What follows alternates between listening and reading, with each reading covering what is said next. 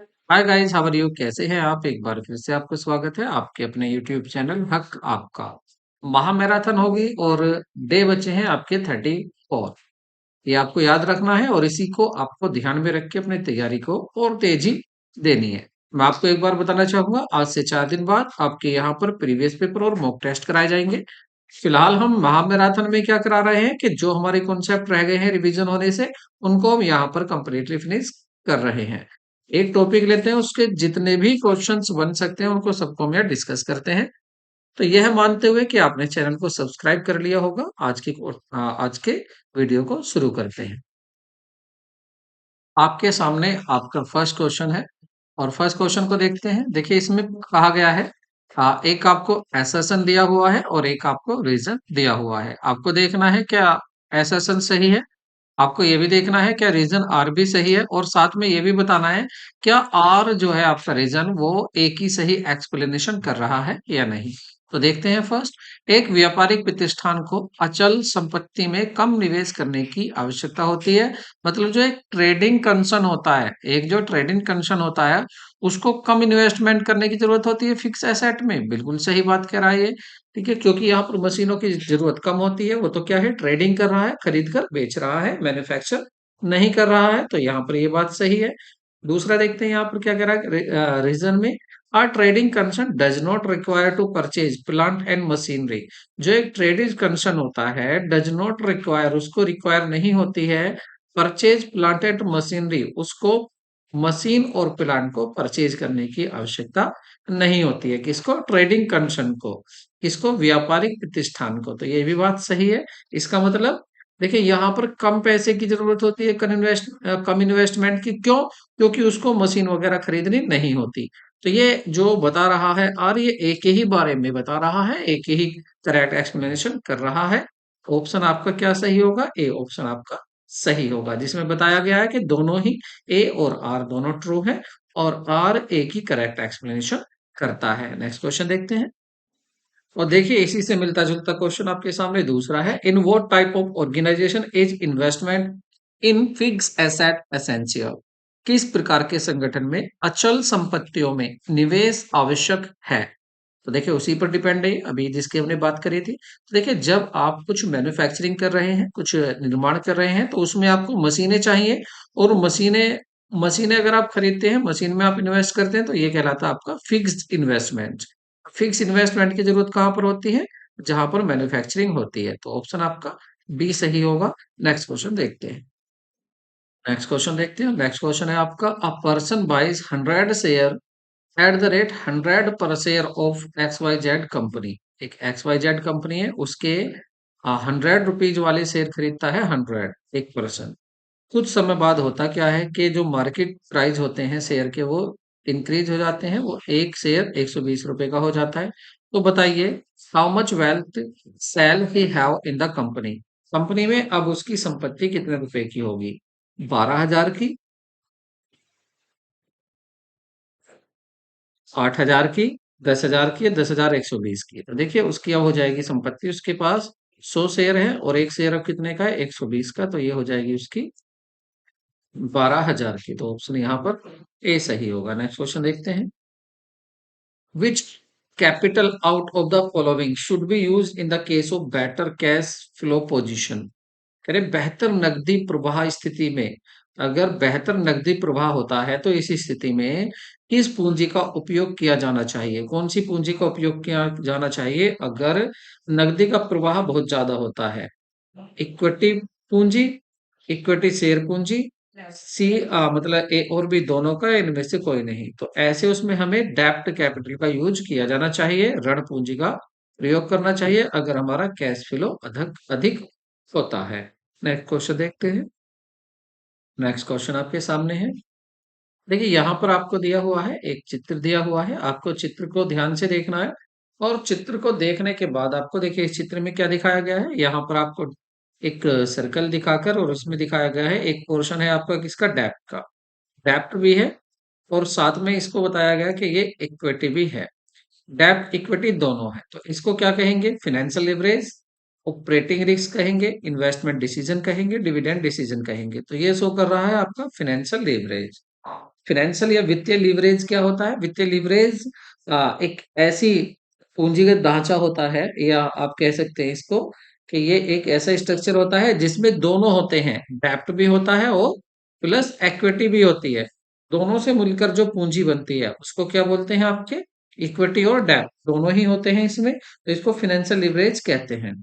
ठीक है, मतलब लागत पूंजी में दोनों शामिल होना, ऋण पूंजी और पूर्वाधिकार अंश हो या आपका पूंजी अंश हो। ठीक है, तो इसको क्या बोलते हैं? लीवरेज बोलते हैं। ठीक है, तो ऑप्शन आपका ए सही होगा। नेक्स्ट क्वेश्चन देखते हैं। हेल्दी फूड्स लिमिटेड पिछले कई वर्षों से लगातार अच्छा मुनाफा कमा रही है। कंपनी को इस वर्ष घोषित किए जाने वाले लाभांश के बारे में निर्णय लेना है। किसके बारे में निर्णय लेना है? लाभांश के बारे में निर्णय लेना है। कंपनी के पास पूंजी बाजार में पर्याप्त साख है। ऐसे में पूंजी बाजार में पूंजी की व्यवस्था करना उसके लिए बिल्कुल भी मुश्किल नहीं है। इन सभी कारकों को ध्यान में रखते हुए कंपनी ने पिछले वर्ष के लगभग 15% की वृद्धि करने का निर्णय लिया। लाभांश निर्णय को प्रभावित करने वाले किस घटक को उपरोक्त पैराग्राफ में हाईलाइट किया गया है? तो यहाँ आपको बताना है कि लाभांश निर्णय जो लिया जा रहा है इसको प्रभावित करने वाले किस घटक को यहाँ पैराग्राफ में बताया गया है। क्या नकदी प्रवाह स्थिति को बताया गया है, या कराधान नीति को बताया गया है, या पूंजी बाजार तक पहुंच बताया गया है, विकास की अवसर? तो ये बताया गया पूंजी बाजार तक पहुंच, मतलब access to capital market. Company की पकड़ अच्छी है, मार्केट में अच्छी जानी जाती है कंपनी, तो ये आसानी से कैपिटल को रेज कर सकती है। तो ऑप्शन आपका सी करेक्ट होगा। नेक्स्ट क्वेश्चन देखते हैं। नेक्स्ट है आपका, higher dividend is associated with per share is associated with higher dividend per share is associated with प्रति शेयर उच्च लाभांश किससे जुड़ा हुआ है? प्रति शेयर अगर उच्च लाभांश की बात करें तो वो किससे जुड़ा हुआ होगा? हाई अर्निंग होगी, हाई ही कैश फ्लो होगा, या आपका अनस्टेबल अर्निंग होगी and higher growth of opportunity होगी, या हाई अर्निंग होगी, हाई कैश फ्लो होगा, स्टेबल अर्निंग होगी और हाई ग्रोथ ऑफ अपॉर्चुनिटी होगी, तब हायर डिविडेंड मिलेगा। या हायर अर्निंग होगी, हाई कैश फ्लो होगा, स्टेबल अर्निंग होगी and low growth of opportunity होगा, तो यह इसमें मिलेगा। तो देखिए, अगर हायर डिविडेंड मिल रहा है तो इसमें कौन सी कंडीशन सुटेबल होती है? आपकी सी। हायर अर्निंग भी हो रही है, ज्यादा अर्निंग होगी तो ज्यादा डिविडेंड मिलेगा, हाई कैश फ्लो भी होगा और स्टेबल अर्निंग भी होनी चाहिए, और अपॉर्चुनिटी ग्रोथ लोअर होनी चाहिए। अदरवाइज अगर ज्यादा अपॉर्चुनिटी होगी तो उसमें क्या होगा कि आप यहाँ पर होने वाले प्रॉफिट को फिर अपॉर्चुनिटी के लिए नहीं रखेंगे, उसको आप कहाँ पर फिर आप डिविडेंड में नहीं देंगे, आप उसको कंपनी में ही रिजर्व करके रखेंगे। ऑप्शन क्या सही होगा? सी ऑप्शन आपका करेक्ट होगा। नेक्स्ट क्वेश्चन देखते हैं। नेक्स्ट क्वेश्चन है आपका, refer to the increase in the profit earn by the equity share holder due to the presence of fix financial charge like interest, capital structure, earning per share, trading of equity और return of investment. मतलब ब्याज जैसे पूंजी संरचना, ब्याज जैसे निश्चित वित्तीय शुल्क की उपस्थिति के कारण इक्विटी शेयर होल्डर द्वारा अर्जित लाभ में वृद्धि को संदर्भित करता है। तो ये क्या लाभ में करेगा? प्रति शेयर आय, इक्विटी पर ट्रेडिंग, निवेश पर रिटर्न, या पूंजी संरचना। तो ये करता है आपका trade on equity. Trade on equity refer to the increase in the profit earned by the equity shareholder due to presence of fixed financial charge like interest. Interest जैसे की वजह से यहाँ पर किसको प्रॉफिट ज्यादा होता है? आपके इक्विटी शेयर को। ठीक है, और इसी को क्या बोलते हैं? यहाँ पर बोलते हैं इसको ट्रेडिंग ऑन इक्विटी। तो ट्रेडिंग ऑन इक्विटी कहते हैं कि इंक्रीज हो रहा हो profit earn by the equity share holder, share holder का प्रॉफिट यहाँ पर अधिक होता है ट्रेडिंग ऑन इक्विटी से। नेक्स्ट क्वेश्चन देखते हैं। Which of the following is not a factor affecting capital structure of a company? Cost of डेब्ट, कह रहे निम्नलिखित में से कौन सा एक कारक कंपनी की पूंजी संरचना को प्रभावित नहीं करता है? कॉस्ट ऑफ डेब्ट क्या करता है? Growth opportunity, cash flow position, interest coverage ratio. देखिए यहाँ पर जो आपकी पूंजी संरचना को प्रभावित नहीं करेगा वो कौन सा कारक होगा? वो होगा आपका विकास के अवसर। ठीक है, विकास के अवसर, ग्रोथ अपॉर्चुनिटी। नेक्स्ट क्वेश्चन देखते हैं। Which of the following is not the factor affecting financing decision of a company. किसी कंपनी की फाइनेंसिंग डिसीजन को कौन प्रभावित नहीं करता है? लागत, जोखिम, विकास के अवसर, किसी कंपनी की नगदी की प्रवाह। सही आंसर होगा आपका डी। और डी कहाँ आ रहा है आपका? ऊपर पहुंच गया है, इसको डी को आप सही लिख लेना। ग्रोथ ऑफ अपॉर्चुनिटी, तो ये आपकी अफेक्ट नहीं करता है फाइनेंसिंग डिसीजन को। नेक्स्ट क्वेश्चन देखते हैं।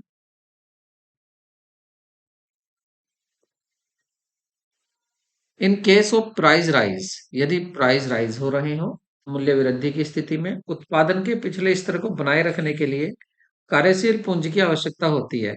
कम कार्यशील पूंजी की आवश्यकता होती है, अधिक की होती है, शून्य की होती है, बहुत कम की होती है। तो अगर मूल्य में वृद्धि हो रही है तो कार्यशील पूंजी की भी अधिक आवश्यकता होती है। ठीक है, ऑप्शन आपका बी सही होगा। नेक्स्ट क्वेश्चन देखते हैं। Those organization which makes cash sale need working capital, जो संगठन नगद बिक्री करते हैं उन्हें कार्यशील पूंजी की आवश्यकता होती है। कम होती है, शून्य होती है, अधिक होती है, बहुत अधिक होती है। देखिए, जिसके यहाँ पर नगद बिक्री ज्यादा होती है तो उसको कैश की या आपकी कार्यशील पूंजी की जरूरत कम होती है। कार्यशील पूंजी वर्किंग कैपिटल क्या होती है? जो रोजमर्रा के खर्चे के लिए रखी जाती है। तो यहाँ पर ऑप्शन ए करेक्ट होगा। नेक्स्ट देखते हैं। What is the meaning of the management of working capital. कार्यशील पूंजी के प्रबंधन का क्या अर्थ है? कार्यशील पूंजी नहीं, कार्यशील पूंजी के प्रबंधन का क्या अर्थ है? कार्यशील पूंजी की पर्याप्त मात्रा को निरंतर बनाए रखने से है, बड़ी मात्रा में नकदी उपलब्ध कराना, कार्यशील पूंजी को न्यूनतम स्तर पर रखना, कार्यशील पूंजी को अधिकतम स्तर पर रखना। तो ऑप्शन सही होगा A, to maintain continuously the sufficient amount of working capital. अगर वर्किंग कैपिटल को सही अमाउंट में रखना ही मैनेजमेंट ऑफ वर्किंग कैपिटल कहलाता है। नेक्स्ट क्वेश्चन देखते हैं।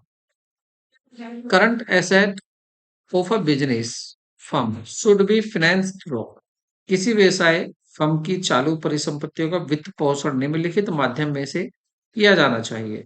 केवल चालू देयता से, केवल दीर्घकालिक देयता से, दोनों प्रकार से। किसका?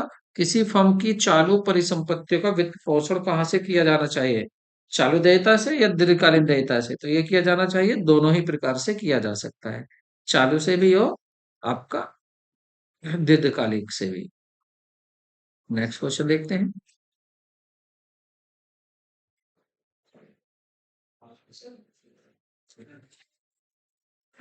कार्यशील पूंजी संबंधी निर्णय, कार्यशील पूंजी संबंधी निर्णय व्यवसाय के दिन प्रतिदिन के कामकाज को प्रभावित करते हैं। Working capital decision affect the day to day working capital of business, को करते हैं। बात तो सही है, बिल्कुल करते हैं। वर्किंग कैपिटल डिसीजन अफेक्ट करेंगे day to day working of business, बिल्कुल करेंगे। Working capital decision only affect the liquidity of the business, केवल बिजनेस की लिक्विडिटी को अफेक्ट करते हैं।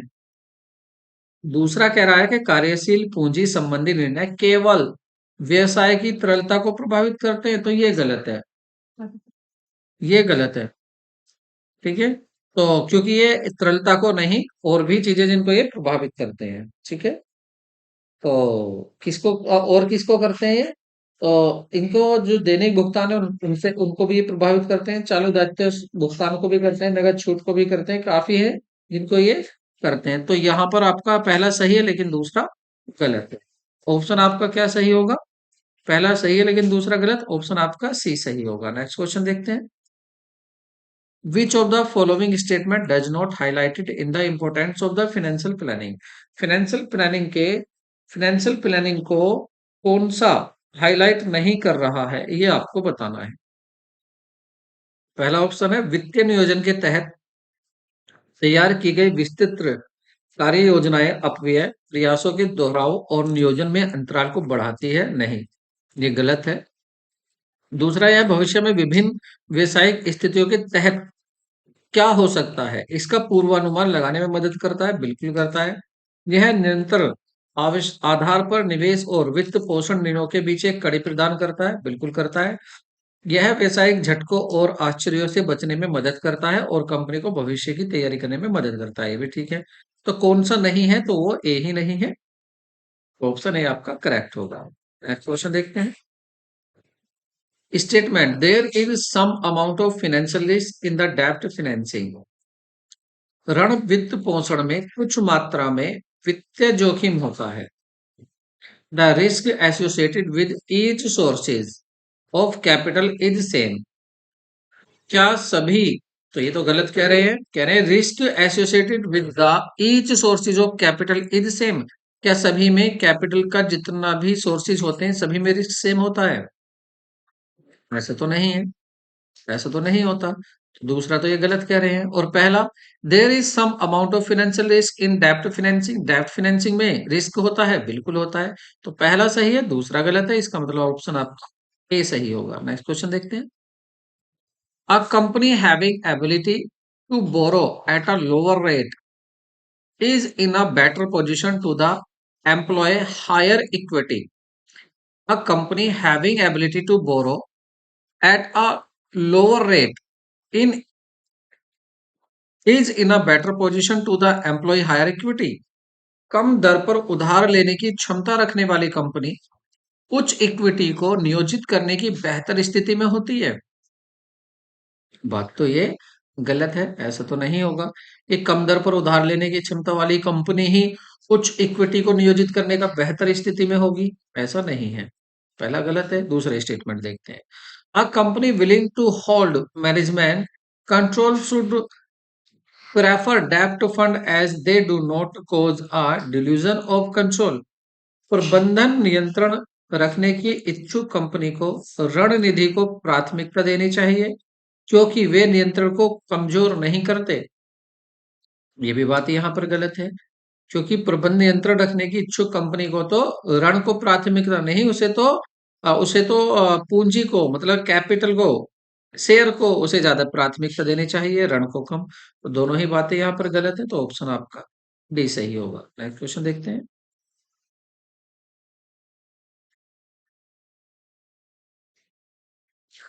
और नेक्स्ट आपके, there is some amount of financial risk in डेब्ट फाइनेंसिंग। जो ऋण वित्त पोषण में कुछ मात्रा में वित्तीय जोखिम होता है। बिल्कुल सही कह रहे हैं, वित्तीय जोखिम होता है, ऋण में होता है। डेब्ट is considered to be cheapest of all sources.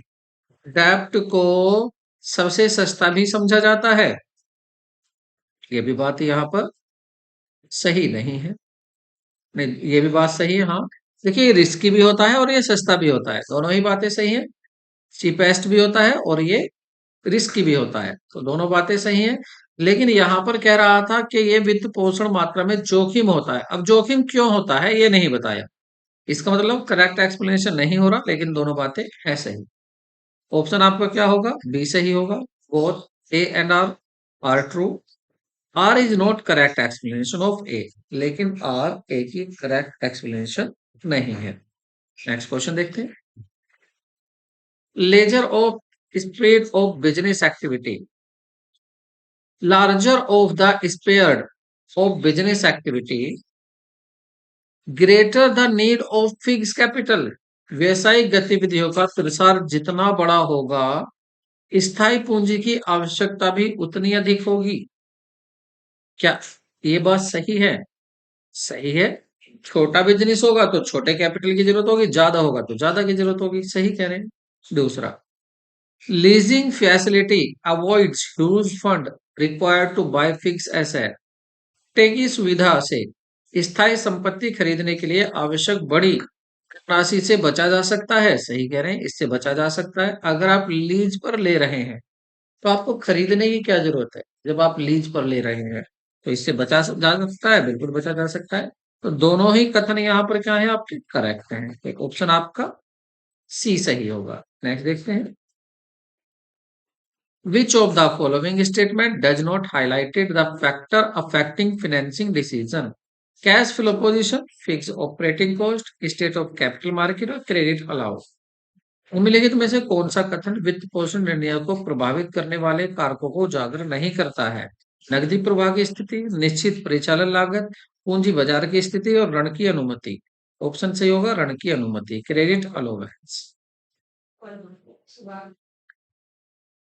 ये फैक्टर अफेक्टिंग थे फाइनेंसिंग डिसीजन, तो फाइनेंसिंग डिसीजन को क्रेडिट अलोवेंस अफेक्ट नहीं करता है। आगे बढ़ते हैं। Which of the following is not a factor affecting dividend decision.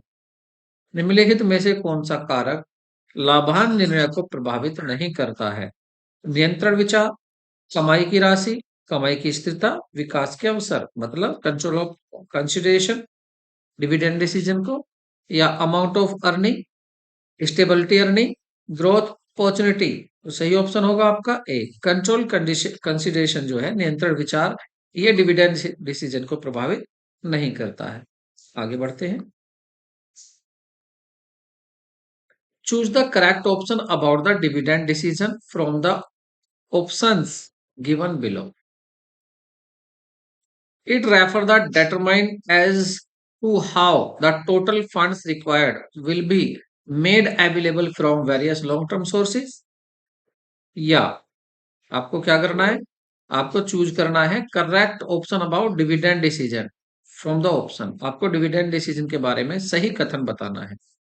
दूसरा, it refer to the deciding deciding deciding about how to fund are invested in the different assets, या it refer to the determine the how much of the earning should be distributed। देखिए ये बात सही है कि कितनी earning को distributed की जानी चाहिए।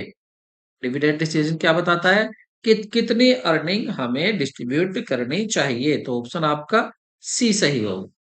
डी देख लेते हैं। It refer to the relative proportion to owner and borrowed fund. ये तो आपका कैपिटल स्ट्रक्चर बताता है कि कितना आपका बोरो रहना चाहिए, या ये फाइनेंसिंग डिसीजन बताता है कि कितना आपका बोरो फंड होना चाहिए, कितना आपका इक्विटी फंड ओनर फंड होना चाहिए। तो हमें क्या पूछा था, हमसे डिविडेंड डिसीजन पूछा था, और ये ऑप्शन क्या होगा यहाँ पर सी करेक्ट होगा।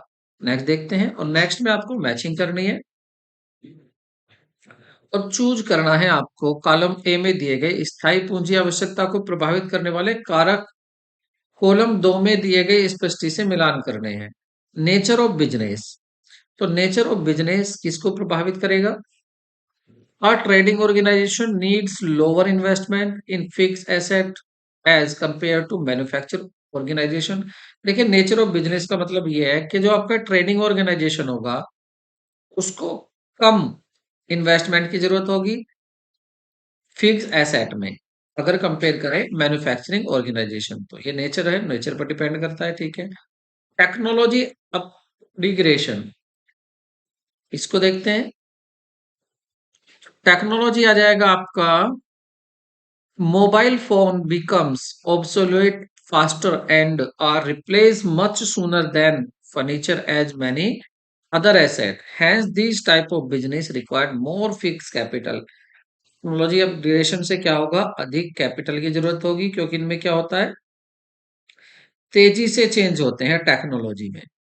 तो ऑप्शन क्या हो जाएगा बी का आपका फोर। डाइवर्सिफिकेशन, डाइवर्सिफिकेशन की अगर बात करें यहाँ पर सी की, तो ये हो जाएगा आपका a textile manufacturing company is installing manufacturing plant and thus it is investment in fix asset is increasing. और बचा एक आपका चूज द टेक्निक, तो ये हो जाएगा a capital intensive organization required higher investment in fix asset as compare to labour intensive technique. अगर labour का काम ज्यादा होता है तो कम इन्वेस्टमेंट चाहिए, मशीनों का काम ज्यादा होता है और उसको बोलते हैं कैपिटल इंटेंसिव ऑर्गेनाइजेशन, तो उसमें ज्यादा चाहिए। ये भी सही है, तो ऑप्शन आपका ए सही होगा। आगे बढ़ते हैं।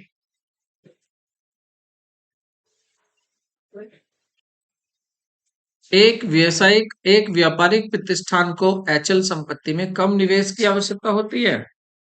एक प्रतिष्ठ अचल संपत्ति में कम निवेश की, इसको ट्रेडिंग कंसर्न में बिल्कुल सही कह रहे हैं, कम की होगी। Our trading concern does not require to purchase plant and machine, नहीं बिल्कुल, इसको मशीन और परचेज करना ही नहीं है, इसलिए कम की जरूरत होती है। तो ऑप्शन ए ही यहाँ पर सही होगा। ठीक है, नेक्स्ट देखते हैं। एक विवेकशील वित्तीय प्रबंधक आमतौर पर सबसे सस्ता स्रोत चुनता है, जैसे ऋण। बात सही है, वो सस्ता ही चुनेगा।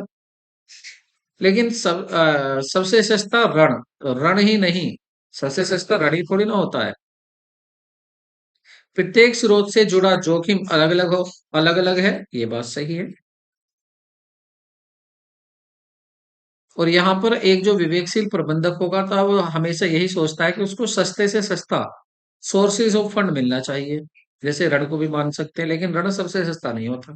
तो बातें दोनों सही हैं, बातें दोनों सही हैं, बट करेक्ट एक्सप्लेनेशन नहीं है। तो ऑप्शन क्या हो जाएगा आपका? बी करेक्ट होगा। आगे बढ़ते हैं। फिनेंशियल लेवरेज, तो फिनेंशियल लीवरेज में देखें तो ये किसको बताता है? ये बताता है आपकी fix financial charge in the income statement of a business. कि फिक्स फिनेंशियल चार्ज क्या है?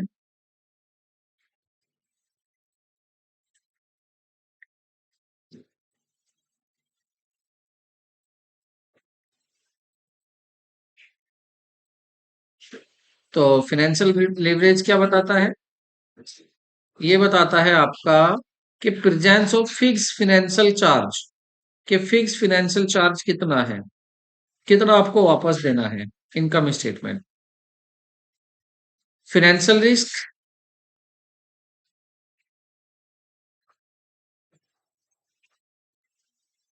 it refer the risk not able to cover fixed financial cost by the a business. Next, trading on equity. Trading on equity refer to rise fixed cost capital on the basis of the equity share capital. Equity share capital को ना बढ़ाकर किसको बढ़ाना है? Fix cost capital को increase करना है। So to increase the income of equity per share holder. इससे होगा क्या? ये इक्विटी शेयर को ज्यादा प्रॉफिट होगा, और इसी को क्या बोलेंगे? ट्रेडिंग ऑन इक्विटी बोलेंगे। Business risk, D, it refer to the risk in ability to discharge fix operating cost. ये बिजनेस रिस्क होगा। ऑप्शन आपका बी सही होगा। आगे बढ़ते हैं। Choose the take choose of technique, तो दोनों कॉलम को मैच करना है। कह रहे हैं स्थायी पूंजी की आवश्यकता को प्रभावित करने वाले कारक दिए हुए हैं, उनको आपको मैच करना है। ये choose of technique, labour intensive organization require less investment in fix asset. बात सही है, लेबर वाले में कम जरूरत होती है इन्वेस्टमेंट की, लेबर इंटेंसिव टेक्निक में। टेक्नोलॉजी अप अपग्रेडेशन, तो ये भी इससे ही सही होगा। Industry assets become obsolete sooner, जल्दी ही ऑब्सोलेट हो जाती हैं। फिनेंसिंग ऑल्टरनेटिव्स, ये भी अपने इससे ही मैच होगा। When a asset is taken on lease, यदि लीज पर ले ली जाती है तो फर्म अवॉइड कर लेती है huge sum required to purchase. Alternative nature of business, अब इसका भी यही बचा फिर डी का form. A trading business need lower investment fix assets. छोटा बिजनेस होगा तो कम पैसे की जरूरत है, ज्यादा होगा तो ज्यादा की जरूरत है। ऑप्शन आपका ए ही सही हो जाएगा। देखिए यहाँ इन्वेस्टमेंट के बारे में कहा गया है, यस या नो। आपको इस पिक्चर को देखना है। तो यहाँ पर एचडीएफसी भी है और आपका एनआईडीसीक्यू भी है। इनमें से देख रहे हैं कि यस कौन सा होगा, नो कौन सा होगा। तो यहाँ पर जो दिया गया है आपको बताना है, वित्तीय प्रबंध की अवधारणा को पहचाने। यहाँ इन्वेस्टमेंट डिसीजन की बात हो रही है, फाइनेंसिंग डिसीजन की बात हो रही है, डिविडेंड डिसीजन की बात हो रही है, या किसी की नहीं? तो यहाँ पर हो रही है आपकी इन्वेस्टमेंट डिसीजन की बात, कि इन्वेस्ट यस या नो, इन्वेस्ट किया जाए या नहीं किया जाए तीनों में। ठीक है ना, इन्वेस्टमेंट डिसीजन की बात यहाँ हो रही है। आगे बढ़ते हैं।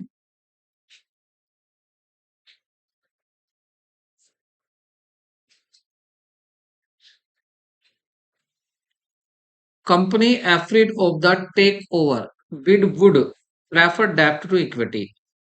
अधिग्रहण बोली से डरने वाली कंपनियां इक्विटी के बजाय ऋण को प्राथमिकता देती हैं। अधिग्रहित बोली से डरने वाली कंपनियां इक्विटी के बजाय ऋण को प्राथमिकता देती है। बात तो सही है, ये सही है। डेब्ट financing has no control consideration implication. ऋण वित्त पोषण में नियंत्रण संबंधी कोई निहितार्थ नहीं होता है। ये भी सही कह रहे हैं कि जो ऋण होता है, ऋण पत्र अधिकारी होते हैं, मतलब डिबेंचर होल्डर होते हैं, उनको कंपनी पर उनका कंट्रोल नहीं होता है। ये भी बात यहाँ पर सही कही गई है। बात सही है यहाँ पर। तो इसका मतलब ऑप्शन आपका ए सही होगा। ठीक है, आगे बढ़ते हैं। नीचे दिए गए चित्र द्वारा दर्शाई गई वित्तीय प्रबंध की आवश्यकता को अवधारणा को पहचाने। देखिए यहाँ पर आपकी फिक्स ऐसे आपकी दी हुई है हाउस, और यहाँ दिया है आपका प्लांट में पैसा। यह current asset versus current liability की बात हुई है। फिक्स कैपिटल की वर्सेस वर्किंग कैपिटल की बात हुई है। Working capital versus fix capital की बात हुई है, या current liability versus current capital की बात हुई है। तो यहां पर बात हुई है ऑप्शन बी, फिक्स कैपिटल, क्योंकि ये तो फिक्स कैपिटल में आएगा आपका हाउस, और ये आ जाएगा आपका पैसा आप रख रहे हैं रोजमर्रा के कामों के लिए, आ जाएगा आपको वर्किंग कैपिटल भी। तो यहाँ दोनों की बात हुई है, फिक्स कैपिटल की भी और वर्किंग कैपिटल की भी। आगे बढ़ते हैं। किसी भी व्यवसाय के लिए दीर्घकालिक निवेश निर्णय बहुत महत्वपूर्ण होते हैं। बिल्कुल बात सही है। निवेश से संबंधित निर्णय जो होते हैं वाकई में बहुत महत्वपूर्ण होते हैं। Long term investment decision affect earning capacity of the business in long term. दीर्घकालीन निवेश निर्णय लंबे समय में व्यवसाय की कमाई को प्रभावित करते हैं। बिल्कुल करते हैं।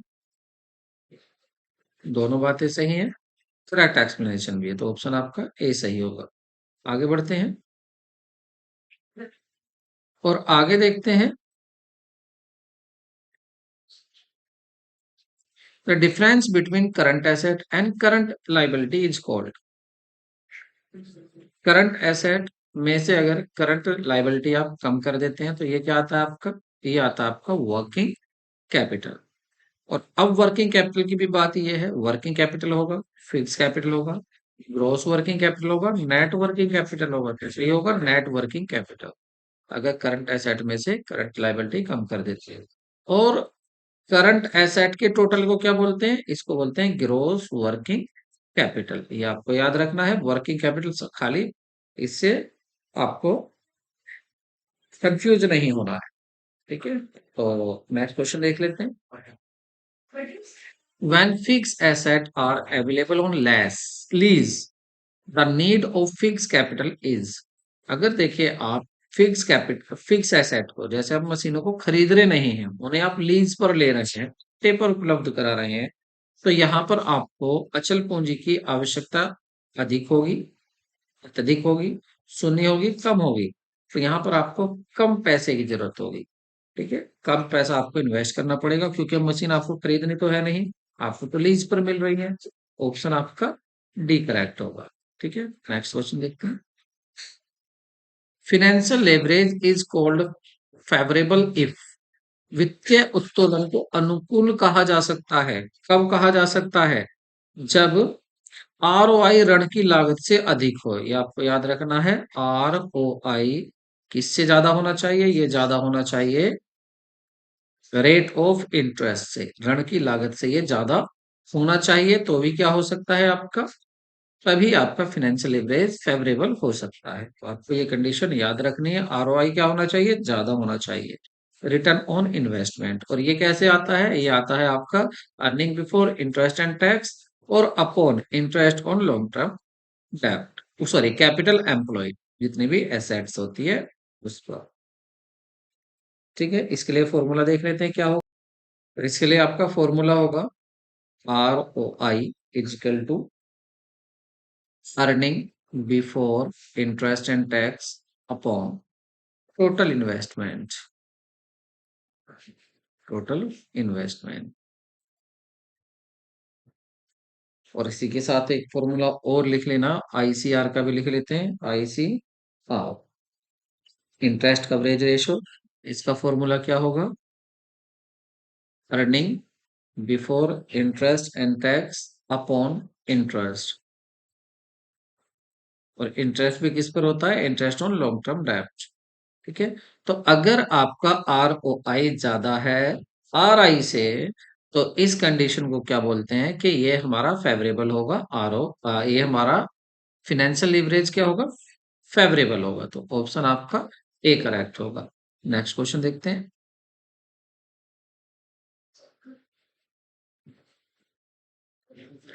और ये केस स्टडी है, इसको लंबे से केस को पढ़ना है, उसके बाद आपको आंसर देना है। देखिए, नौकरी छोड़ने के बाद रिजुल भट्टाचार्य अपने बेटे के साथ मिलकर एक प्राइवेट लिमिटेड कंपनी शुरू करना चाहते थे। उनका बेटा चाहता था कि कंपनी कुछ खास विशेषताओं वाले मोबाइल फोन का निर्माण शुरू करे।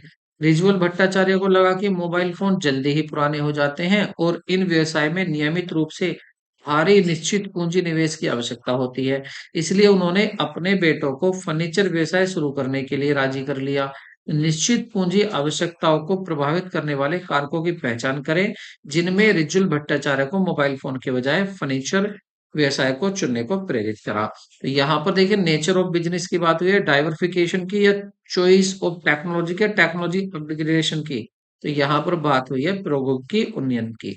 क्योंकि देखिए, यहाँ पर क्या है, फर्नीचर में इतनी जल्दी नए नए वेरिएंट नहीं आते, इतना अपग्रेडेशन नहीं होता जितना अपग्रेड आपका टेक्नोलॉजी होती है। तो उन्होंने इसी को यहाँ पर महसूस किया है, इसलिए उन्होंने सोचा कि मोबाइल ना बनाकर हम क्या बनाएं, फर्नीचर बनाएं, क्योंकि फर्नीचर में इतनी जल्दी चेंज नहीं आते जितने मोबाइल में आ रहे हैं। नेक्स्ट क्वेश्चन देखते हैं। Is not include in the owners capital.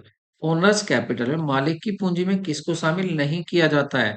Equity share को, दीर्घकालीन ऋण को, या वरीयता शेयर को, या प्रतिधारी लाभ को। तो ये जो दीर्घकालीन ऋण है, इसका तो नाम ही ऋण है।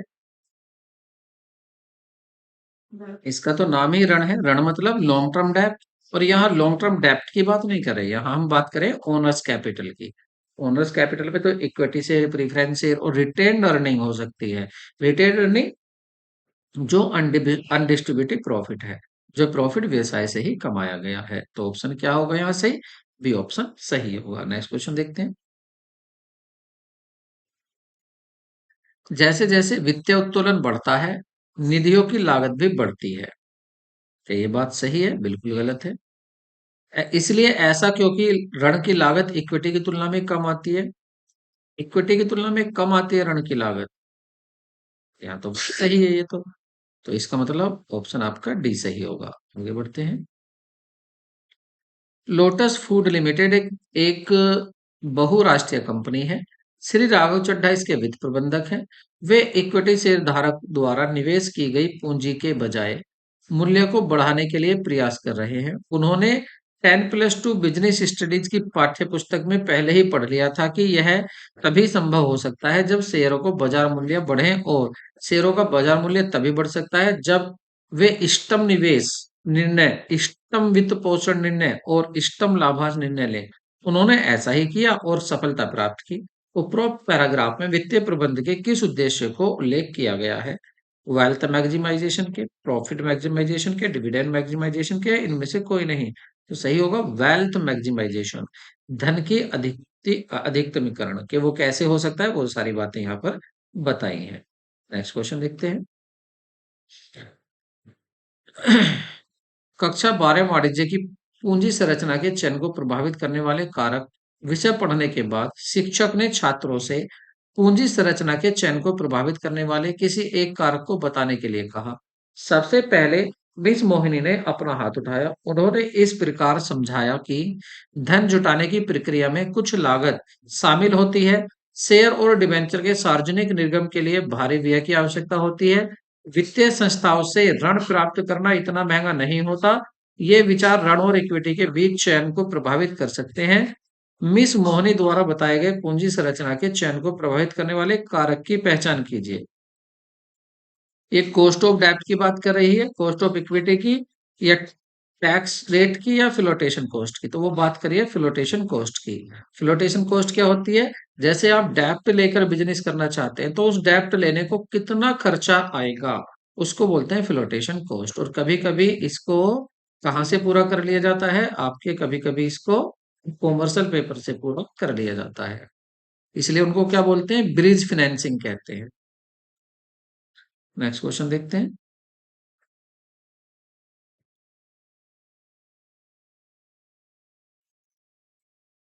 Companies with a higher growth pattern is likely to, उच्च वृद्धि पैटर्न वाली कंपनियों के लिए यह संभव है कि वे कम लाभांश का भुगतान करें, अधिक लाभांश का भुगतान करें। किसको? उच्च वृद्धि पैटर्न वाली कंपनियों को। या लाभांश वृद्धि के विचारों को प्रभावित नहीं होते, इनमें से कोई नहीं। तो ऑप्शन एक ही होगा कि उनको कम लाभांश का भुगतान देना चाहिए। कौन सी कंपनी को? हायर ग्रोथ पैटर्न वाली कंपनी को।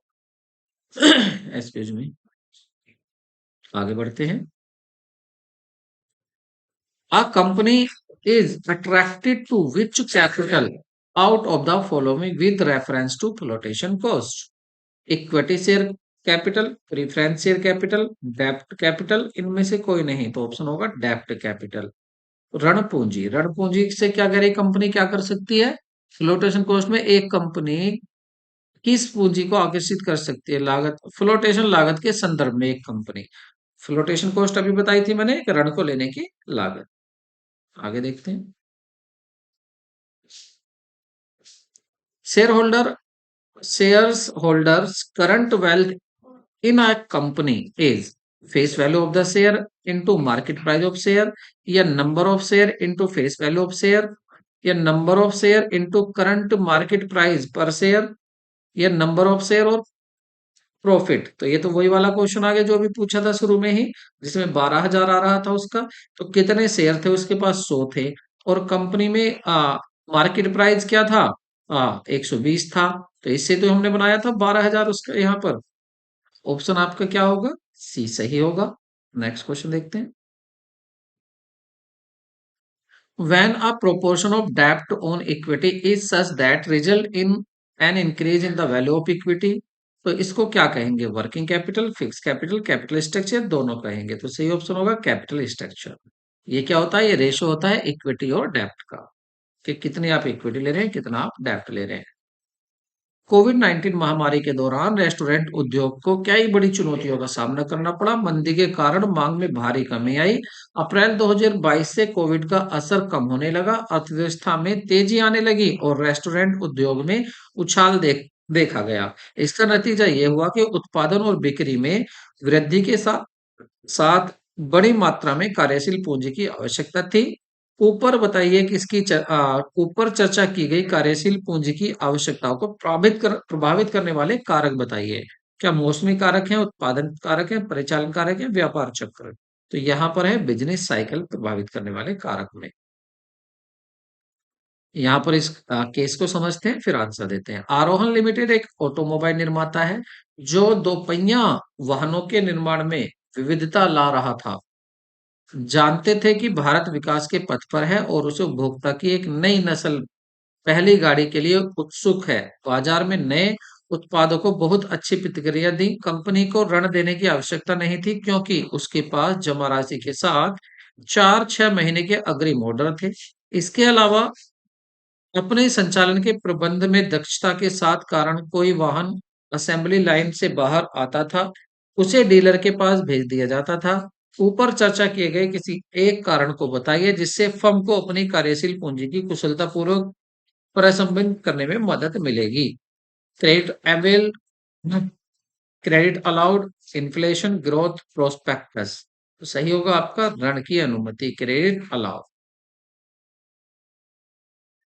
नेक्स्ट क्वेश्चन देखते हैं।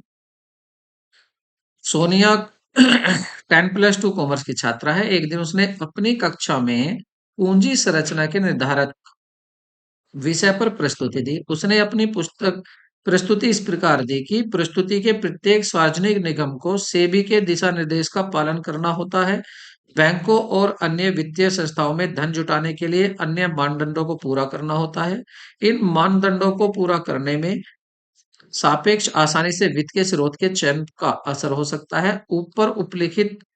ऊपर जो पूंजी संरचना के चयन को प्रभावित करने वाले कारकों की पहचान कीजिए। Control regulation framework, stock market condition या फ्लेक्सिबिलिटी, यहाँ पर होगा आपका रेगुलेटिव फ्रेमवर्क की बात हो रही है सेबी की, क्योंकि सेबी क्या करता है, रेगुलेट अथॉरिटी है। आगे देखते हैं। कंपनी को पूंजी की जरूरत है।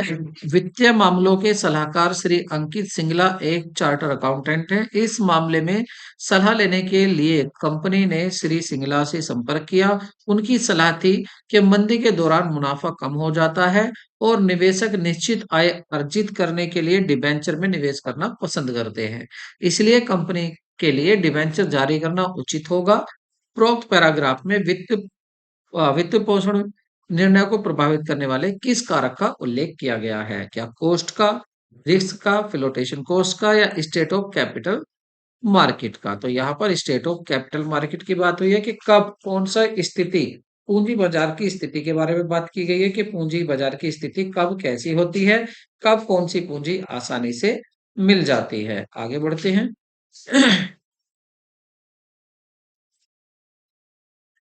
यहाँ पर आपको मैचिंग करनी है इनकी कॉस्ट और स्टेक कैपिटल्स। ठीक, यहाँ पर आप इसको करेंगे कॉस्ट, मतलब a rational manager would choose depth being cheaper sources.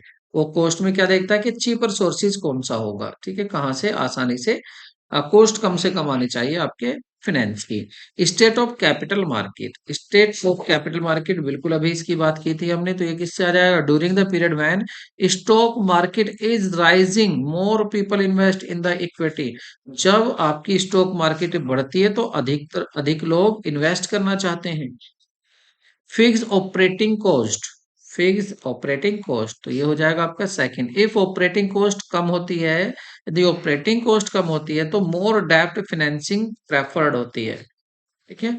और नेक्स्ट होगा आपका कंट्रोल कंसिडरेशन। तो control, companies afraid of take over bid would prefer डेब्ट टू इक्विटी। तो ऑप्शन क्या होगा यहाँ पर, ए ऑप्शन सही होगा। तो आप देखेंगे बहुत कम समय में आज आपने क्वेश्चन जो यहाँ पर पूरे किए हैं, 50+ क्वेश्चन आपने यहाँ पर पूरे कर लिए हैं बिना किसी रुकावट के, क्योंकि हम आपका ध्यान रखते हैं कि आपका टाइम भी सेव हो जाए और आपको अधिक से अधिक आपकी हेल्प भी हो जाए। क्योंकि हमने यहाँ उन सभी क्वेश्चन को शामिल किया हुआ है जिस तरह के भी क्वेश्चंस पूछे जा सकते हैं, चाहे वो एसेशन रीजन के हों, स्टेटमेंट के हों, मैचिंग के हों, केस स्टडी हो, सभी क्वेश्चन यहाँ पर हमने यहाँ पर आपको प्रस्तुत किए हैं। तो वीडियो को लाइक जरूर करें, इतना लाइक किए करें कि ये उन लोगों तक पहुंच जाए जो लोग पेड कोर्स खरीदना नहीं चाहते, वहां तक इस चैनल की पहुंच हो जाए। मिलते हैं नेक्स्ट वीडियो में, टेक केयर, बाय।